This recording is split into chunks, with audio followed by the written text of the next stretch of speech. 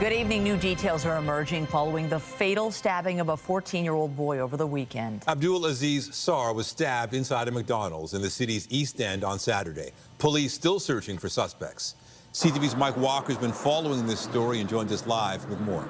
Mike. Well, Nathan and Michelle, Toronto police tell us that their investigation is still very active and still no details about potential suspects. In the meantime, we are learning that the 14-year-old victim attended a local mosque and French high school here in Scarborough. His death has devastated the community.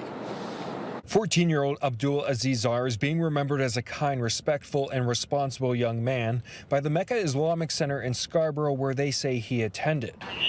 The teenager was fatally stabbed in the area of Coxwell and Eastern Avenues just after 10 Saturday night. Paramedics were flagged down to the McDonald's where Sarr was found inside. He died from his injuries in hospital. The Mecca Islamic Centre states Sarr was known for his constant presence volunteering for events and help. In a statement shared on social media, management at the Islamic Centre write, Sarr was a beacon of joy in our community, always smiling, always kind, always bringing warmth to those around him. He greeted everyone with respect, radiated positivity, and carried himself with grace beyond his years. His presence uplifted all who knew him. He was deeply committed to his faith and studies, showing up every day with eagerness to learn and a heart full of love for his teachers and peers. The circumstances that led to the teen's murder are not clear. So far, police have not released any details about possible suspects. Homicide investigators say hundreds of people were in the area when the stabbing happened and made an appeal for witnesses. There is a lot of video from the area. Once we review that evidence, we'll have a better sense of exactly where things transpired, and as we continue to review video, that'll become more clear. But the Montavenir Catholic School Board confirms to CTV News Abdoul Aziz Sarr was a student at Père Philippe Lamarche Secondary School in Scarborough. In a letter informing families about the teen's death, school officials state there is a lot of feelings of anger, sadness, and helplessness, adding that social workers are being made available. The Islamic Centre has also organized a GoFundMe, which has so far raised nearly $22,000 to cover funeral costs and support the teen's family. Toronto police say homicide investigators are aware of video circulating online which appears to show the victim running to the front counter of the McDonald's before he is attacked by multiple suspects. In the meantime, investigators say they anticipate they'll be releasing more details in the coming days. Reporting live in Scarborough, Mike Walker. Nathan, back to you. Thank you, Mike. Still to come, 4 men from Quebec have been arrested and charged, accused in an alleged plot to create an anti-government militia. We'll have those details a little later in the newscast. But first, Coldplay will be returning to Rogers Stadium this evening for the second of 4 concerts in the city. Their first performance went off without a hitch last night, with fans able to make it into and out of the venue with fewer issues. CTV's Raheem Ladani has been following this story. He joins us live with more. Raheem. Hey, Michelle. You know, from a musical perspective, first night of Coldplay was a great experience. However, we are still seeing a number of logistical issues from both a fan and neighborhood perspective. For example, we're standing in front of the rideshare entrance where Uber and Lyft drivers are supposed to drive into the venue with the passenger inside, drop them off, and then head back out on Wilson Avenue. We're seeing a lot of passengers get out before the gate, and then security is not letting them inside. And so they're going to then have to walk back to Wilson Avenue and then back again to the venue. And so from a fan perspective, that's one issue. From a neighborhood perspective, just down the road from the stadium, residents tell us that they're fed up with the traffic, the volume, and the trespassing. It was a night filled with flashing lights, balloons floating in the air, and capped off with spectacular fireworks. But even Coldplay couldn't resist poking fun at the issues plaguing Toronto's new Rogers Stadium. Thank you so much for coming through all the bull you have to come through to this weird stadium in the middle of nowhere. For fans, exiting the 50,000-seat open-air venue was much smoother compared to last week's inaugural concert, where there were reports of people fainting and waiting hours to get out. This time, people say there was better signage and more staff holding up red lights, controlling traffic, directing them to transit areas. But while concert goers had a better experience, those living across from the venue say it was chaotic. The windows were shaking. Window glass was shaking. That's bad. Others say they were threatened by trespassers. People walking through our property, not really caring what was going on. They told us that we're here at the concert, we paid for it, and lump it sort of thing. Area Councillor James Pasternak admits the summer concert venue is off to a rough start and says he was only brought into a working group 8 months after planning was already underway.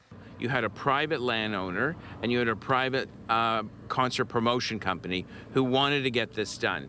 And then you had support among the political elites who wanted to see this as a boost for tourism, as a boost for the cultural and music industry. And they got it done very fast, surprisingly fast. But things should have been thought out.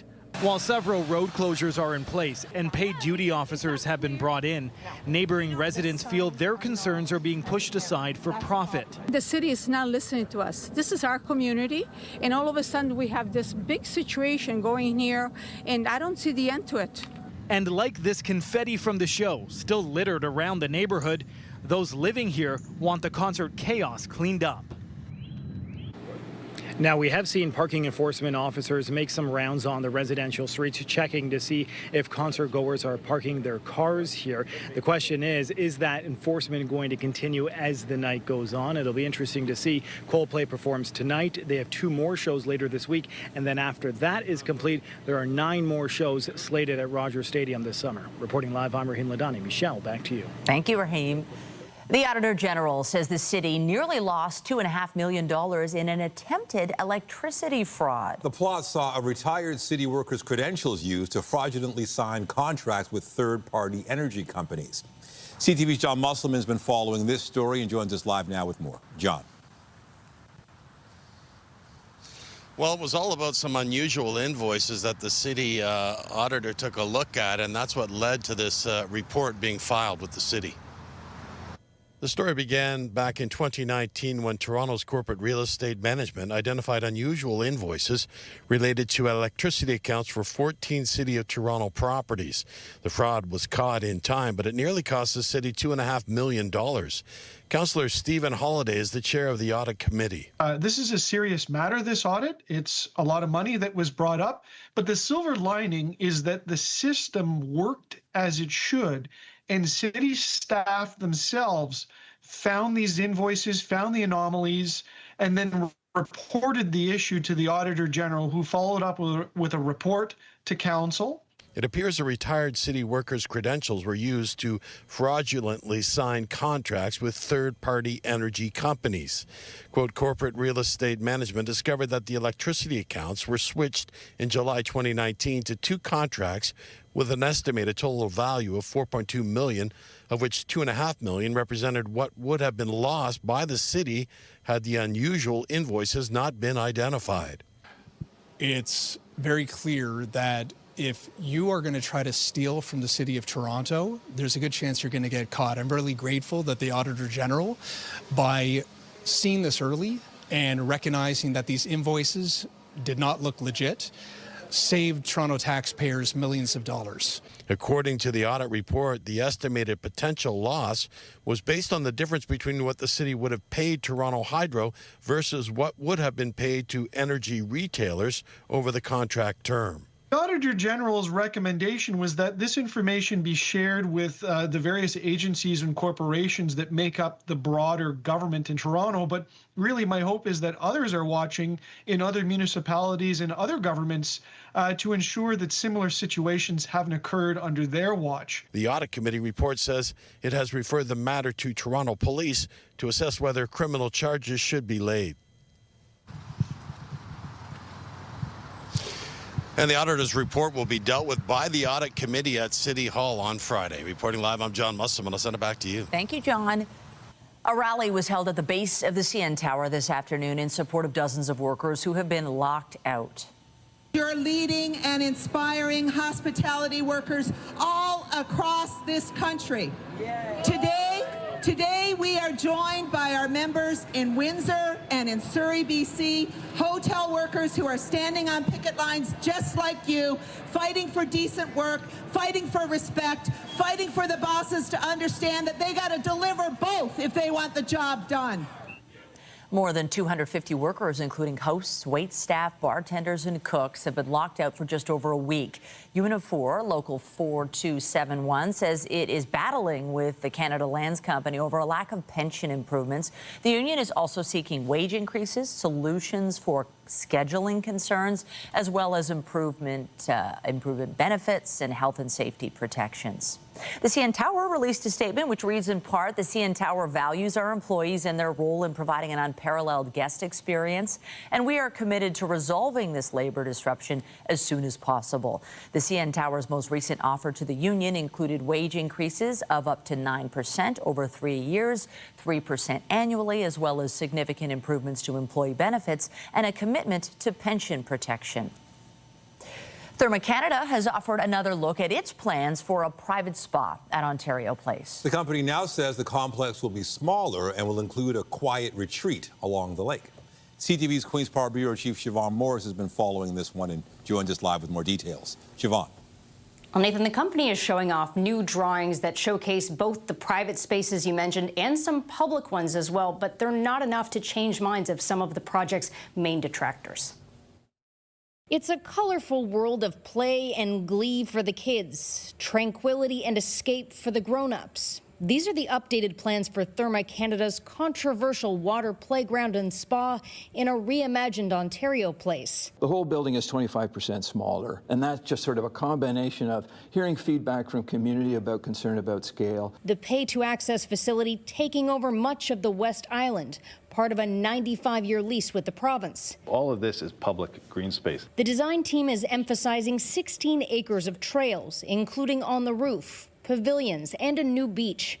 But critics see this show and tell as revealing of something else. Admitting that they're scrambling to put lipstick on this massive pig that they created. Opponents had hoped for more greenery to replace what was removed from the West Island. It'll take generations and decades for any trees planted now to reach the level of maturity of the trees that were already there. What they're proposing are some paths around the edge of a very large building. The landscaper on the project says native plants are part of the vision and that the Therma complex won't block access to public spaces. People will be able to understand that it's part of the larger Ontario Place. It is not separate from, it is fully connected to. There's an attempt to counter criticism that what's going on the water's edge is a luxury spa. This is the place for families to come, working families, to come and have a great day, whether it's in June, July, December, or February.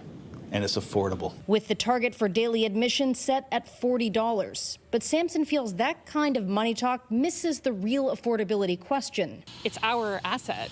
It's our public space that's being given to them, and they're going to then come back and charge us for it. And there's worry about more money getting involved. 30% of that land, they can still use that for their commercial purposes. So right now they say that's going to be open, but we don't know what the future is going to look like. Therma says that clause is to allow vendors to sell food and drinks, maybe invite festivals in.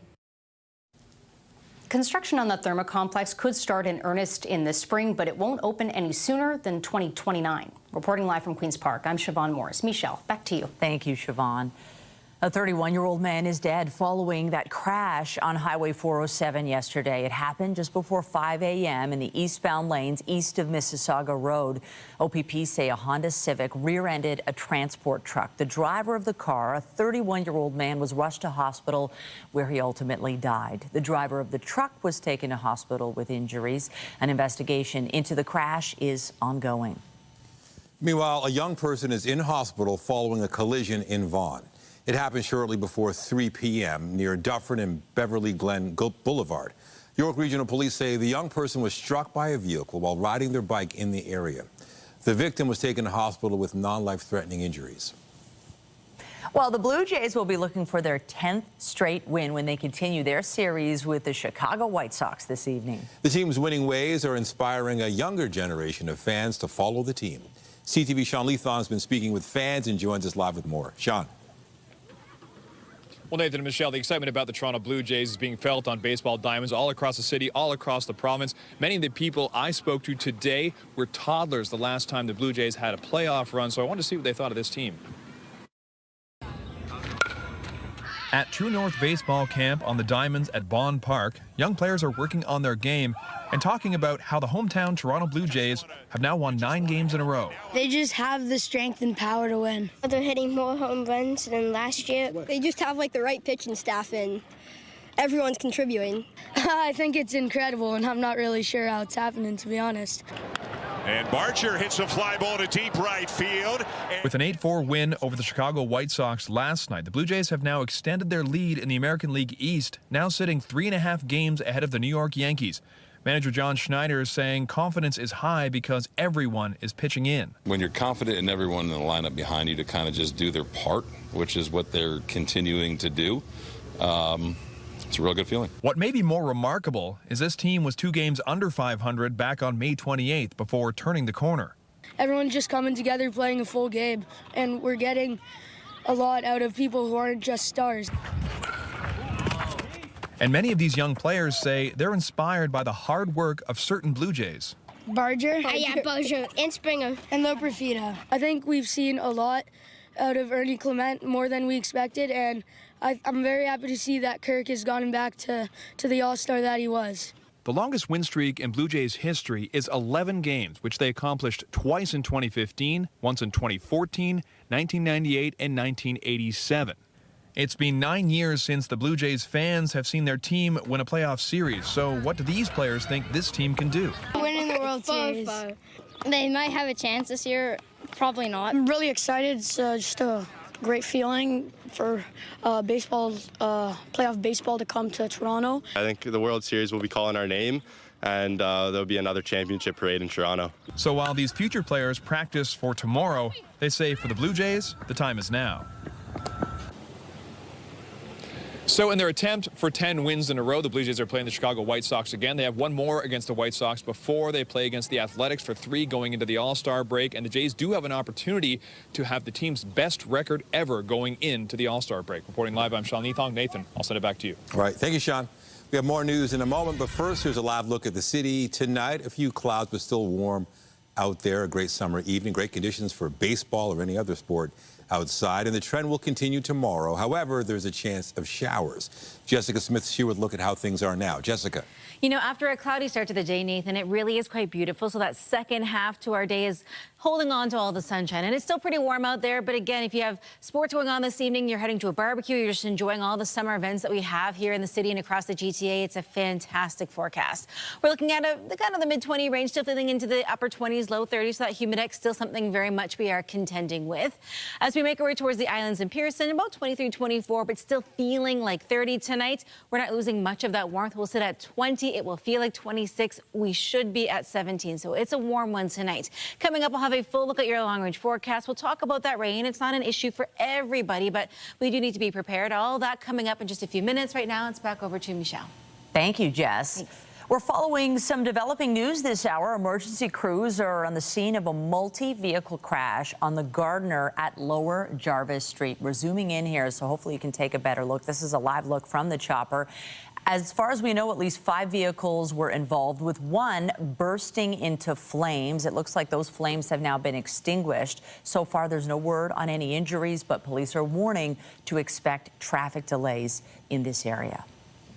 Mayor Olivia Chow is on her way to the UK after wrapping up a trade mission to Ireland. Chow met with Dublin Mayor Ray McAdam today. According to the mayor's office, the pair discussed the challenges of running a major city, including dealing with things like traffic and affordable housing. The mayor also attended a roundtable with the Ireland-Canada Business Association. She promoted Toronto as a leader in technology, financial services, life sciences, and infrastructure. Chow is now heading to London.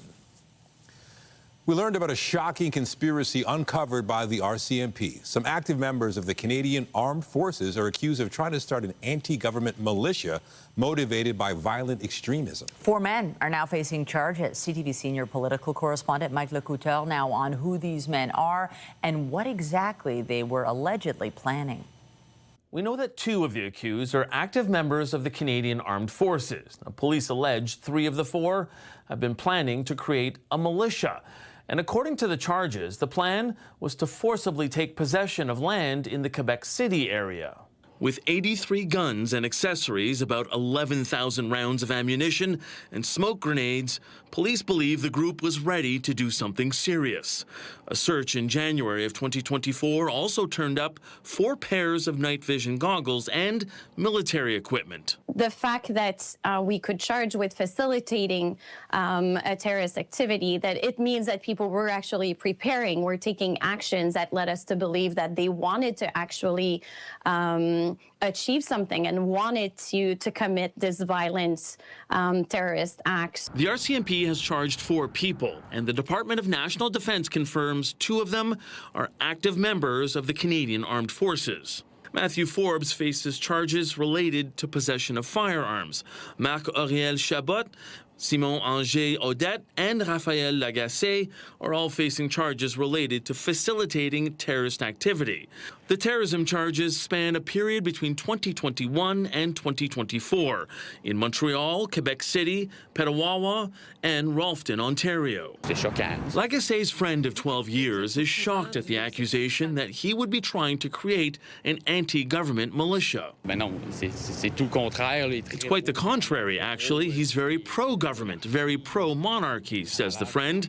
Police say one of the accused created and ran this Instagram account, which was a recruiting tool for new members of the militia. As soon as they start talking about seizing land, this goes to me to, I think about some of the militias operating in the United States that set up strongholds, areas where the federal government can't go, and try to really keep out law enforcement. The 4 accused made a brief court appearance this afternoon in Quebec City, and all of them will remain in custody until their next court date, July 14th.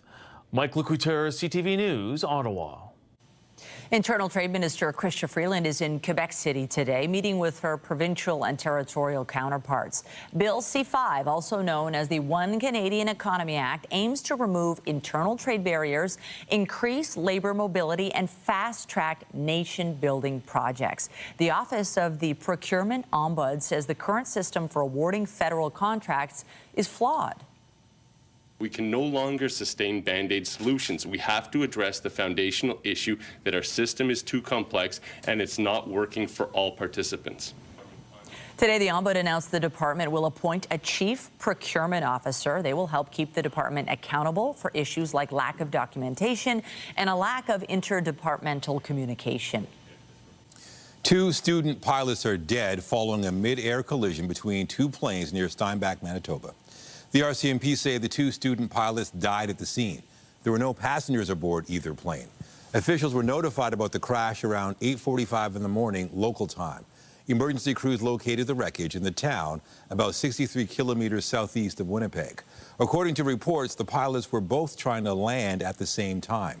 The Transportation Safety Board is investigating.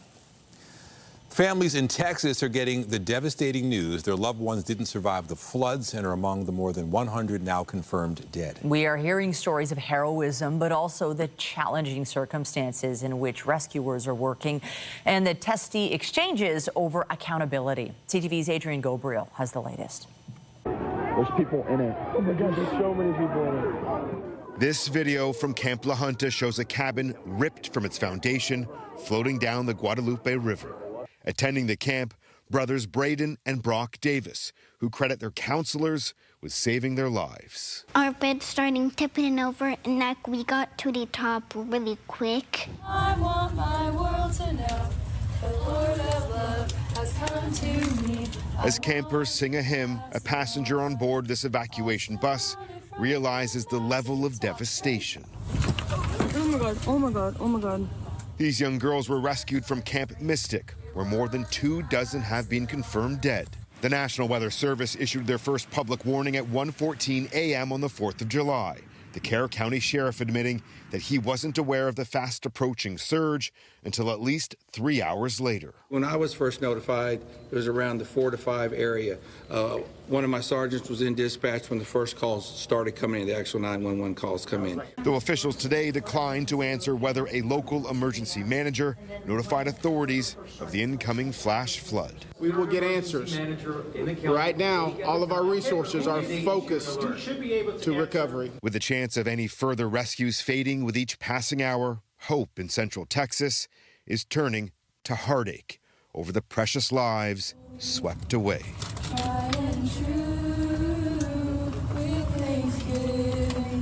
During a cabinet meeting today, President Donald Trump praised the quick deployment of state and federal rescue crews, saying that without them, the number of dead could have doubled or even tripled.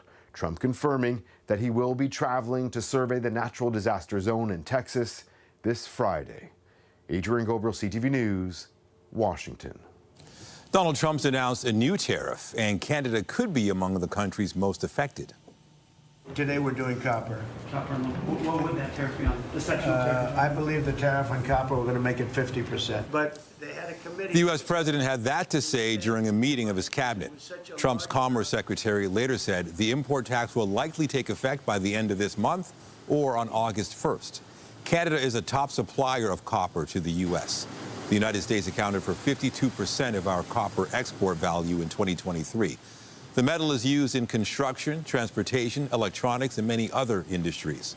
Trump says he also plans to announce pharmaceutical tariffs that could reach 200%, but not for at least a year, and duties on semiconductors. Still to come on CTV News, a heads up for drivers. A closure of the Gardiner's westbound express lanes at Islington begins at 10 tonight. Details on the emergency repairs still ahead. And I'm Pat Foran coming up on Consumer Alert. Now that school is out and summer is in full swing, many families will be going on vacation. And more than ever, many will be spending time exploring Canada. Trips to the U.S. continue to drop, although travel to Europe remains strong. I'll have my reports. That's just ahead. And if you're heading out to the concert this evening, forecast-wise, not too bad. Warm out there, so hydration is key. Lots and lots of water. Into the day tomorrow, a little sunshine to start, but we are watching for the chance of showers as we head into the late morning, early afternoon. Coming up, I'll have a full look at your long-range forecast. And stay with us. We have another full night of great shows for you right here on CTV. The trend of many Canadians deciding to avoid U.S. travel continues, even as we enter the busy summer vacation season. Many travel agencies say they've seen an increase in domestic bookings and a spike in searches for homegrown adventures. Pat Foran has the story on Consumer Alert. Pat. Thanks, Michelle and Nathan. Many people won't need a passport for their travels this summer. Trips across the U.S. border continue to drop as many Canadians plan to check out the East Coast, the West Coast, and everywhere in between, although travel to Europe remains strong. Whether it's to visit Disney World, the Grand Canyon, or the Las Vegas Strip, more than 1 million Canadians used to travel to the U.S. every month, but not anymore. Travel companies have seen big changes in vacation plans that show many Canadians plan to explore their own country this year. We're seeing a lot of domestic travel happen among Canadians this year. Kayak, the travel website that compares flights, hotels, and rental cars, says there has been a 25% increase in domestic flight searches, and 55% of car rental searches are now domestic. Whether it's hiking the West Coast trails, stopping by Calgary for the Stampede, taking in the beauty of Banff or the Cabot Trail, many Canadians are deciding to take a domestic holiday this summer, and there are deals to be found. Domestic flight prices are down about 8%. So if you're flying, good news for you. But rental cars also. So if you're staying domestic, rental cars are down about 14% this year. Kayak says return flights to many cities in Canada can be booked within the $300 range. Many families are also expected to take road trips visiting Canadian attractions by car. There seems to be this renewed interest in really sort of like exploring Canada and really supporting our own backyard. Flight Centre has also noticed an uptick in domestic travel interest and says bookings to the United States saw a 58% decrease in May over the same period last year. While many travelers don't want to cross the U.S. border, travel to Europe remains a favorite for many Canadians. Overall, Europe is holding very strong. It has not slowed down at all. Our top 3 destinations for the summer are London, Paris, and Dublin. It's unclear if these travel trends will continue, but if trade tensions remain with the U.S., they could. And travel companies say the boost of domestic travel within Canada should be good for tourism and many Canadian businesses. And a survey by TD Bank also found that 64% of Canadians plan to travel within Canada in the months ahead. It also projects that tourism-related industries will outperform other industries as Canadians spend their travel dollars at home. On your side, I'm Pat Foran. If you have a consumer story idea, email us at alert@ctv.ca. So definitely a lot of clouds to start, but it looks like the sun has emerged and we do have some heat and humidity. I don't know, not too bad of a day. Yeah, not that big of a deal without the sunshine because it's still very warm out there. And even with the cloud cover, you can still get a burn on a cloudy day. You have to still think about sun protection. The UV index today was still very high at an 8, so don't let the clouds fool you. We're still in the heat of the summer, and you really want to enjoy it in the safest way possible to get the most out of your summer. It is a short season here in this country, and we want to make sure we're enjoying it safely. If you were outside earlier today, yeah, there was some cloud out there, but overall, pretty nice, all things considered, and that's going to continue. So some cloud cover lingering, but overall, we are looking at a much sunnier second half to our day. Temperature-wise, it's comfortable, just a hint of a humidex making it feel in that upper 20, low 30 range, and that continues as we head in towards the rest of our evening. If you do have outdoor plans tonight, maybe you're heading to the concert, one of the many events going on around the city, factor in water. Hydration is so important because that heat can really sneak up on you. A light wind carries us into the evening. We're dropping down to 20, but it will feel like 26. If you don't have AC, it could be a little challenging. Maybe check on the more vulnerable and sensitive folks in your life when it comes to the heat, because it's going to be a warm one tonight, at least for us here in the city, a little closer to seasonal in areas through Peterborough and Bancroft. Into the day tomorrow, very seasonal, back into the mid-20s, but we're feeling into the 30s. So again, that heat can very much sneak up on you. When you have this much heat and a cold front slices through, it's where the chance of rain and the risk of thunderstorms will come from. Not an all-day washout affair, but we are watching for pockets of rain and thunderstorms throughout the afternoon tomorrow. The bulk of the system will sit north of us. So for us here in the GTA, we're kind of getting the kind of after effects of it. We're getting the trough, that blue dotted line, that's going to sweep its way across. That's the active weather for us. So heavier showers if you're in northern Ontario. Through the rest of our evening, though, really beautiful. A few light clouds out there are going to be fantastic for any of your outdoor plans. As we head into the start of the day tomorrow, a little more cloud cover. The rain's going to start in towards London and track its way across. The bulk of it in towards the kind of that midpoint of our day is going to be areas just kind of south and west of the city. So along that western shoreline of Lake Ontario. So if you're kind of Oakville, Burlington, you could see more of that shower activity, even in towards areas through Etobicoke. The core likely to stay fairly dry along with the north end of the city. Into the kind of late afternoon, early evening, the bulk of the heavier showers, thunderstorm activity over towards Aurora. So it's in the vicinity of the GTA, so just keep that in mind if you're traveling, but the downtown core likely to stay fairly dry. As we head through your Thursday, that cloud cover pushes out, a few lingering spotty showers into the afternoon, but overall, beautiful. Lots of sunshine and very seasonal. Again, we don't see the heat start to ramp back up until we get in towards the end of the week. So lots of sunshine as we step into the weekend. Again, we only get so many summer weekends, so enjoy it while you can. Lots of sun out there, lots of heat. And as we step in towards the beginning of next week, we're back into the 30s, feeling into that mid-30, kind of upper 30 range, low 40s. So it can be really challenging when it gets to be that hot outside. So just plan accordingly. Lots of hydration, breaks in the shade, and sun protection key to enjoying your summer safely. Hopefully this helps you plan. Michelle, I'll send things back over to you. Sure does. Thank you, Jess. Thanks. Well, a note for drivers, there will be closures on the Gardiner tonight and into the morning tomorrow. The westbound express lanes will be closed at Islington starting at 10 p.m. This closure is set to last until 5:30 a.m. The city says crews are making emergency pavement repairs. All westbound traffic will be directed into the collector lanes to exit at Islington, Kipling, or Highway 427. There will also be no access to the QEW. Also tonight, new insight into the barriers to cancer treatment in this country. A network of workers on the front lines of care call for changes to improve access and outcomes.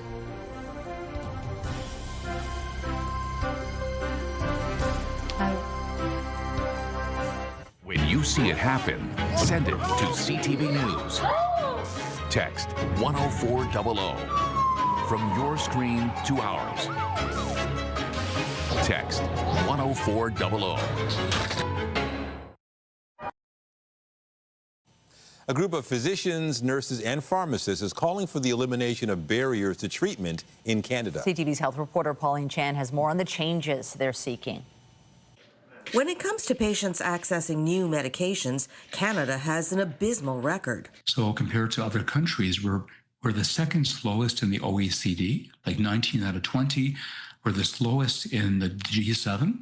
And when it comes to cancer patients, those months and years can add up to unnecessary hardship, poorer long-term outcomes, and on rare occasions, even lives lost. Canada is a very siloed environment with different jurisdictions. The CCAF points to a lack of primary care as one of the problems, leading to patients coming in when cancers are more advanced and harder to treat. 1 in 5 Canadians doesn't have a family doctor. They're the gateway to the system. So basics of getting ultrasounds, CTs. It also says physicians waste too much time on paperwork, like writing out applications for compassionate access to drugs, which are still in the process of being approved or funded. Physicians spend 8.5 million hours per year on administrative tasks, time that could be spent on 55.6 million patient visits. And there's a huge differential, not from province to province, but hospital to hospital. So access to basic diagnostic testing. It also says the rise of genetic testing that can show if a person is likely to respond to a particular drug or not can save valuable time for doctors and patients. Those tests might cost $6,000 for a test to do out of pocket if you go to them through the States and ship a blood sample off or a tumor sample off. We can do them in Canada for $900 locally in our hospitals. But it says Canada doesn't even have a standardized process to refer patients, let alone the equipment and skilled staff across the country to make genomic testing available and equitable for all Canadians. The CCAF is calling on senior levels of government, premiers, health ministers, and policy advisors to hear its message and make changes. Pauline Chan, CTV News. There is more uncertainty about the future of Toronto's Hot Docs Festival as 2 veteran staff members have stepped down. The festival has confirmed Heather Haynes, the Director of Programming, and Elizabeth Bradshaw, the Director of Industry Programs, are leaving. Haynes had been with the festival for 2 decades, while Bradshaw had led the industry programs since 2009. In April, Hot Docs confirmed it accepted a conditional offer on its flagship theater downtown, which was put up for sale last year. Next to a persistent problem in this city, the lack of affordable housing. A restaurateur in the Beaches is serving up an out-of-the-box idea he hopes could be a difference maker. CTV's Natalie Johnson has the story. Inside the Fearless Meat restaurant, the grill is fired up and the lines are forming for the lunch that has become local legend. Montreal smoked meat. This barbecue is just as famous in the Beach as the butcher behind it. Thank you very much for coming to see us. David Brown, who in addition to running a restaurant, provides hot meals to those in need, is now dreaming even bigger than burgers. I want to do something in a big way to solve the homeless crisis in Toronto. Brown has bought the building next to his Kingston Road property. Over to just where that awning starts. And hopes to transform his small restaurant into a 175-seat steakhouse at the base of a 10-story building that would contain 100 affordable housing units, offering 24/7 on-site social supports, individual case management, and jobs for the residents in the restaurant. Our city is basically throwing a lot of money at the homeless problem, and the homeless problem has been increasing, not getting any better. And there has to be a better way. What the City of Toronto is doing right now on the housing front isn't working. Encampments have doubled over the past number of years, and we can't have people living in our public parks. That's not a solution. So the answer is to build more housing. It is to have housing with supports. How we do it and where we do it matters. Brown has been working with the city planner on the proposal for the building itself and has been told that it could potentially fall within the city's official plan as it is located on a designated avenue, depending on the details. But the city would not officially comment on the plan to CTV News, given that the application has not been formally submitted. Building 90 to 100 units of net new affordable housing in the City of Toronto is absolutely needed. The CEO of housing provider Fred Victor has worked with Brown on housing projects in the past and says now is the time for all hands on deck. We need more of that. People thinking outside the box, thinking more along the lines of how can I help solve this issue of homelessness in the City of Toronto, get people into housing as quickly as we possibly can. It's going to be an asset to community. Brown believes with the right supports, his model could change the way Toronto thinks about housing neighbours in need. A lot of folks are really struggling, and I'm doing my best in my own little way to help them out. A vision to help the homeless in addition to the hungry. A butcher thinking about much more than meat. Natalie Johnson, CTV News. After the break, more games, shorter max deals, and no more dress code. The NHL and the Players Union ratify a 4-year extension. We break it down.